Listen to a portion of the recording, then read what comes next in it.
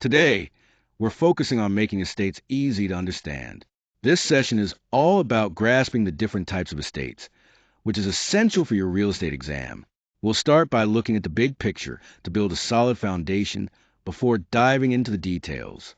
This approach will help you feel more confident and prepared as you move forward. When we talk about an estate in real property, we're referring to the degree and nature of ownership that a person holds. Essentially, it defines how much of property someone owns and for how long they own it. This concept is crucial because it frames the scope of ownership rights in both quantity and duration.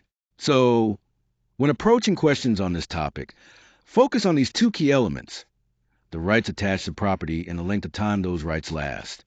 Understanding this foundation will help you navigate more complex property law issues effectively. Let's focus on the 5 major estates, which are essential concepts you'll likely encounter on exam day. First, we have the freehold estate, which refers to ownership with uncertain duration, but includes the right to possess the property. Then comes the fee simple absolute, considered the highest form of ownership because it has the fewest restrictions or limitations attached. Next is the fee simple defeasible, where ownership lasts only as long as a specific condition is met. If that condition fails, ownership can be lost. The life estate is ownership measured by the lifetime of a particular individual, meaning the rights last only for that person's life. Finally, the leasehold estate is different. It's a tenant's right to possess the property for a defined period, rather than ownership itself. It's important to become familiar with these names first, as they form a foundation for understanding property ownership patterns. Here, we're talking about fee simple absolute, which is often considered the most complete form of estate ownership. The key idea is that there are no limits, no end date, and no strings attached to this type of ownership. It grants the fullest form of control over the property. Essentially, with fee simple absolute, you have the maximum bundle of rights, meaning you can use, sell, or transfer property as you please, and this ownership lasts indefinitely. It's the most comprehensive and flexible way to own real estate. Just think of it as having the ultimate control for the full duration of ownership. Here we're looking at an important concept in property ownership called a fee simple defeasible estate. Essentially, this type of ownership comes with a condition attached. So, while the owner has full rights to property, there's a catch. If a specific condition is broken, the estate can actually come to an end or revert to the original owner. Think of it as a yes but situation. You have the property, yes, but only as long as you abide by certain rules. A common example is a condition like residential use only. If the owner decides to use the property as a commercial space, that key condition is violated. When that happens, the property ownership might revert back, meaning the owner loses their estate rights due to breaking the condition. What really matters here is the condition itself. It's what can make or break the ownership status. So, always be mindful of any restrictions tied to the property because they have real legal consequences. Here we're talking about ownership that's connected to a person's lifetime, which is known as a life estate. Essentially, a life estate is an ownership interest in property that lasts only for the duration of one person's life. This means the estate is measured by that particular person's life and ends when they pass away. During that person's lifetime, the individual who holds this interest is called the life tenant. The life tenant has the right to possess and use the property, enjoying all its benefits while they live. However, their ownership does not extend beyond their life. Once the life tenant dies, the property doesn't just become ownerless. Instead, it passes to another party who holds what's called a remainder interest. This remainder interest represents future ownership. So, in simple terms, a life estate means having ownership and use of property for as long as you live, after which ownership transfers to someone else. It's an important concept to understand when dealing with estate planning or property rights. Here, we're focusing on the concept of a leasehold estate, which is best understood as rent it, don't own it. This means that the tenant has the right to possess and use the property, but only for a limited period of time. The key point is that ownership remains with the landlord throughout this arrangement. So, the tenant has possession rights, but they do not hold the title to property.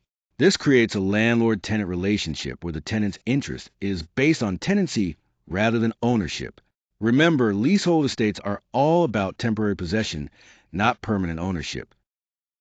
Let's talk about future interest in property, specifically remainder interest and reversion. A remainder interest is a future interest that goes to someone other than the current owner, usually a third party, after the current estate ends. For example, in the phrase to A for life, then to B has a remainder interest because they will get the property after A's life estate ends. On the other hand, a reversion is what happens when no third party is named to receive the property next. In this case, once the current estate ends, ownership returns to the original owner or their heirs. So, the key difference here is whether the property goes to a third party, which is a remainder, or back to the original owner, which is a reversion. Always keep in mind, who gets it next?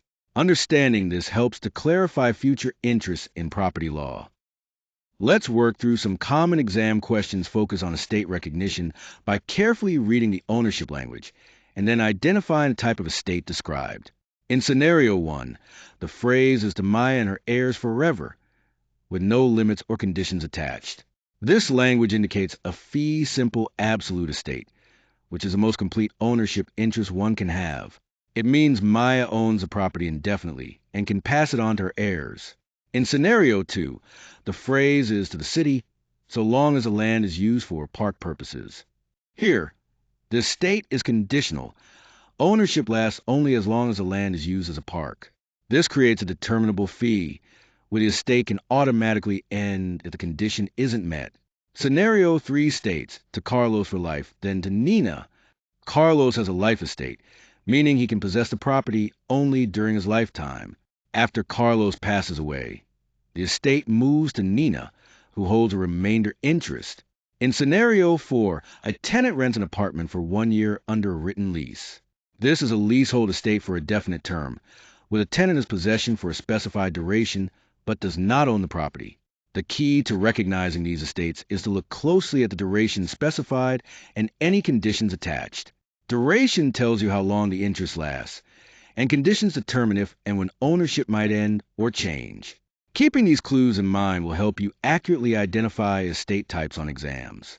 Here are the key takeaways to help you succeed on the exam. First, understand the different types of estates. Fee simple absolute gives you the longest duration and the fullest ownership rights, which means you have complete control and the property can be passed on without restrictions. Next, a defeasible estate means your ownership is conditional and lasts only as long as certain conditions are met.